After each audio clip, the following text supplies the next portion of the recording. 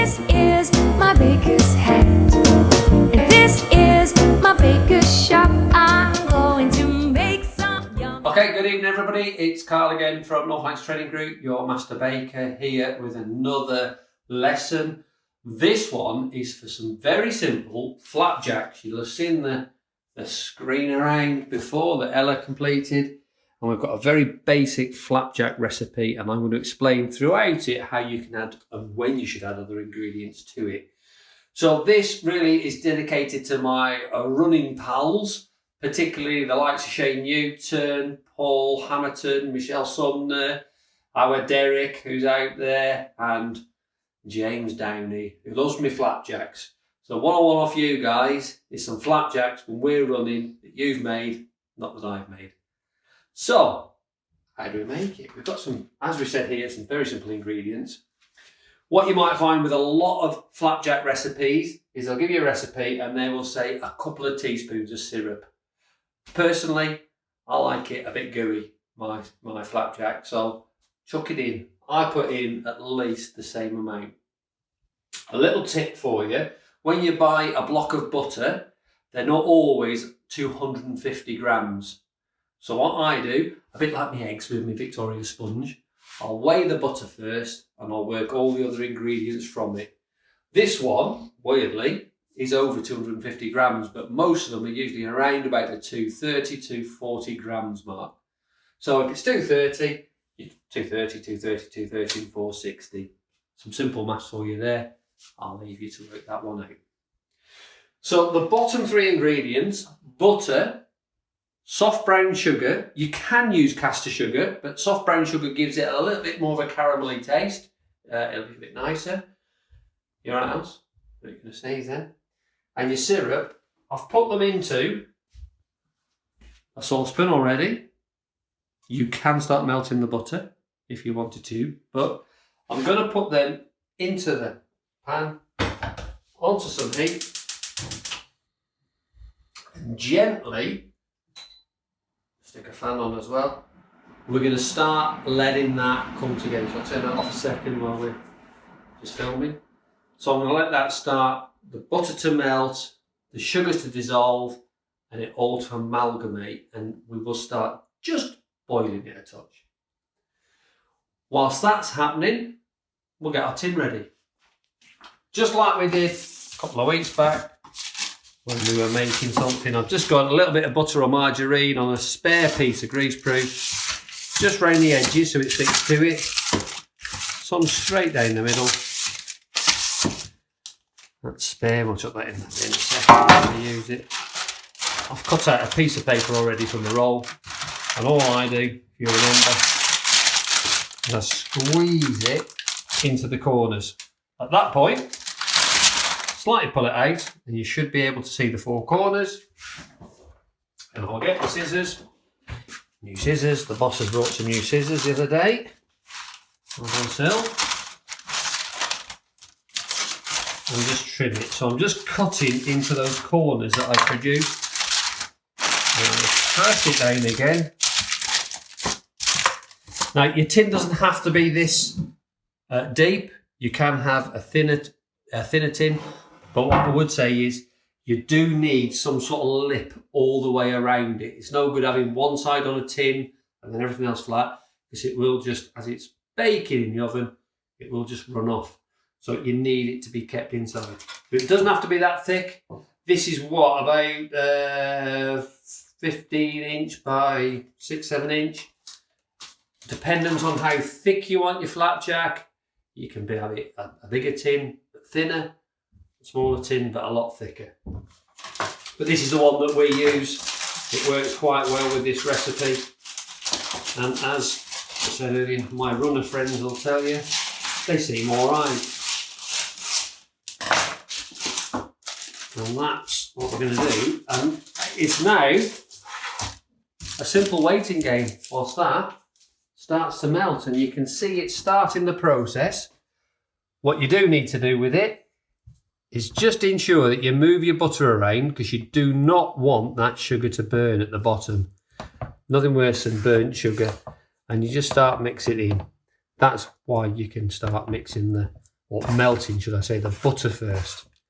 But do it gently. Don't stick it straight on the heat. As you can see, I've got a little flame there. It can go up, but that's just going to really start burning the sugar. So we're going to do that. So we'll come back to that in a second or two. Well, a minute or two, but it'll be a second or two on this.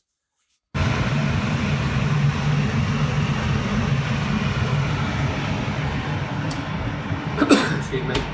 So as you can see, the butter, the sugar, the syrup is starting to melt, to dissolve, to amalgamate together there. I don't know whether I'm just going to turn the fan off a second so you can hear me a little bit better. Not that my voice isn't loud enough. Just to explain the oats. So what I've got here is 500 grams of jumbo oats. I'm using jumbo oats in my flapjack. You can use normal porridge oats. It doesn't matter. But I'm going to use the jumbo oats. And I'll explain, well, you'll see why in a minute, because what we do is we will mix this and we're going to leave it overnight to rest. And it's just so that mixture, if you like, can start soaking into the oats rather than it being baked and then they start soaking into the oats afterwards. At this point, you can start adding any other ingredients. I'm not going to tonight, but you can start adding things like dried fruit. So your sultanas, raisins, currants, your dried cranberries, your apricots, whatever you fancy to go in there. Those of us who've been running, you'll remember we've had sort of things like chocolate orange. So what I might do at this moment in time is grate some some orange zest, into there, and maybe just tuck the orange juice into the melted syrup here, just to give it the flavour. The chocolate chips, things like that will melt, as you can imagine. What you'd do is you'd mix it, as we will do in a second, and you'll see that, and let it cool down and mix those into it. Otherwise they will melt and they will just become a chocolate flapjack, but there's no definition and no bite into it if you want it. But you can add any flavours, anything, any seeds that you like. You can make savoury ones if you want. Obviously you've got a lot of sugar in there, there's brown sugar and syrup, but you can add things like, I don't know, herbs in there if you wanted to. But there's all sorts of weird and wonderful ones that you can make. If you look on the internet, there's endless possibilities. But if we look back into the pan, can you see that? It's starting to bubble just around the edges. If we just let that cook away at a high speed, what would happen? It'd catch on the bottom, it'd burn, and the sugar crystals wouldn't dissolve, so you'd have hard bits of sugar in there. So the butter is just about melted. And I'll let that warm through, and I'm going to turn the heat up in a minute, so I just want it to come to boiling point.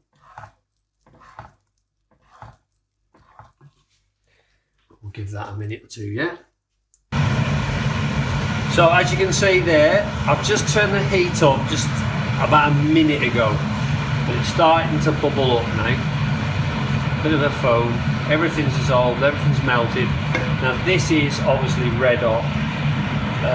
As I used to say on Blue Peter, if you've got an adult in the room, you should use those to pick the food and put it in. So if you've got an adult in the room, please do that. If you are an adult, double check that you're okay with it. So I am going to take that off the heat now.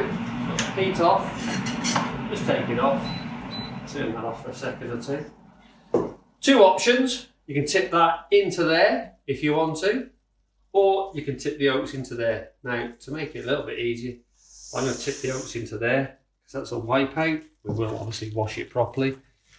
And all I'm going to do now is just gently mix that, because what you don't want to be doing is allowing that to splash up onto you. Now in there might be a little bit more space, so if you want to do that, please do. It just means you've got two bowls to give a really good clean off. I'm just going to, is that all right? Can you see that okay? Mm-hmm. It'll take a while, it'll take a long time to burn. So as I say, you might have your oats, your sultanas, your currants, your cranberries, your dried whatever's in there right at this moment in time. But that's absolutely fine. It smells lovely, this now. It's almost like the oats are being toasted. So all you want is to make sure that all the oats are dispersed. Another big word for a Thursday evening, that else. Are dispersed throughout it. You're getting them all covered in that lovely gooey mix. So you're not going to get a big dry lump right in the middle of it. So just get them off, because what you might find in the middle of your spoon is a big dry lump. So once you've done that and you're happy with it, can you see that now, Ella? How it's all mixed through, all dispersed evenly. We're going to tip that into our tin. And I've got a little jug of water there, so make sure it's not going to burn you, and tip it in. That's where you might need that adult help and supervision. Don't forget all those bits that are in there. So this there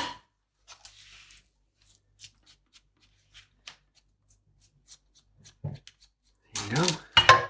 So that is still red hot. We've got boiling sugar, syrup and butter in there. And what we need to do is flatten it out now. Now you can use a knife, but what I'm going to show you now is some cold water, and dip your hands in it so you've got water on them, cold water. Please be careful with this. If you don't trust it, seriously, use a spoon and you can just pat it out. It just takes a little bit longer, but it's a safer method. I'm going to use some cold water and just keep dipping my hands in it. Don't worry about the water, because that will obviously become steam as it condenses. And all I'm doing is I'm using that to push it out. That is hot, you can feel it through the water, but the reason for the water is A, it's cooling down, it's protecting your hands a little bit, but it's also stopping that from sticking to you. Now I've got that pretty flat pretty quickly. Again, you can use this just to flatten it out. No right or wrong, if you haven't got one of these, back of a spoon will be absolutely fine, so I'll just grab a spoon. So the back of a spoon will do exactly the same job. Doesn't matter how you do it, get it as flat as you can. What you don't want is one end really thick, one end really thin, because that will not bake correctly. And there you have the first tray of flapjack. And all we're going to do now is put that to one side, and we're going to leave that overnight. 24 hours is fine, just to sit there. You can, if you want, put it in the fridge once it's cooled down a little bit more. Obviously don't put it in the fridge hot, because that'll warm your fridge up. But you can put it in the fridge overnight if you want. But that'll be absolutely fine, sat there now, overnight. And then tomorrow, some point, we will bake it. That's it. That's your flapjack. Okay, so 24 hours later, excuse me, 24 hours later, ready for the oven. And as you can see, it's not done anything, nothing's changed. So we're going to stick it in the oven, 180, for about 15-20 minutes just to brown it up.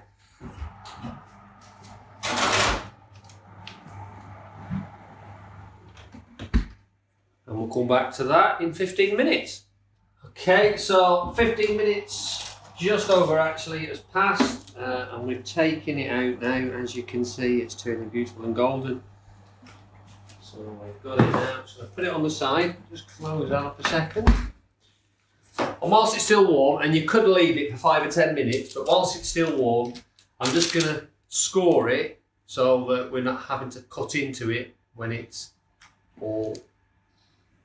So I'm just, as you can see here, marking it. Now, it doesn't matter how big, how small you want your pieces. Squares, rectangles, doesn't matter. I'm just cutting through it enough. And let's go back to the middle. I'm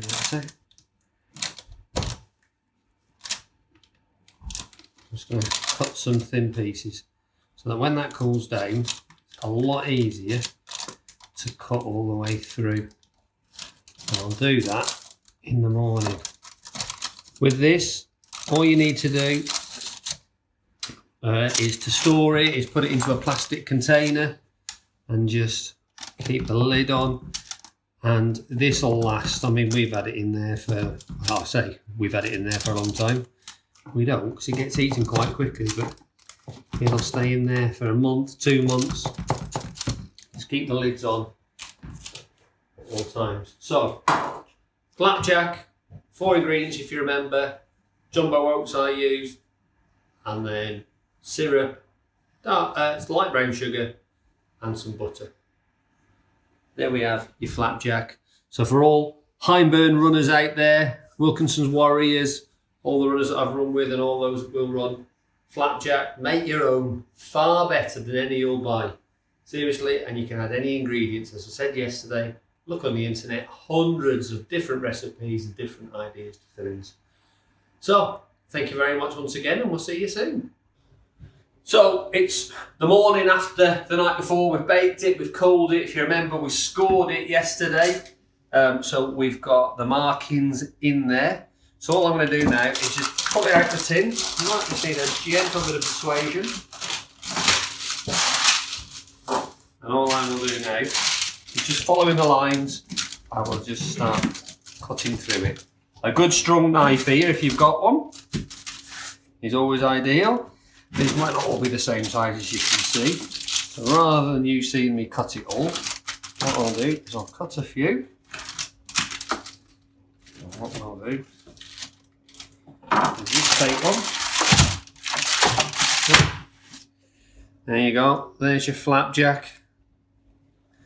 And if you can just break that in half, see how soft it looks, and gooey, and beautiful, and enjoyable. So there you go, ladies and gentlemen. There's your flapjacks, ready to eat. As I said yesterday, all you need to do to store them into a plastic tub with a lid on. Keep them in there for as long as needed, but they won't last that long because you'll be eating them. Good luck with them.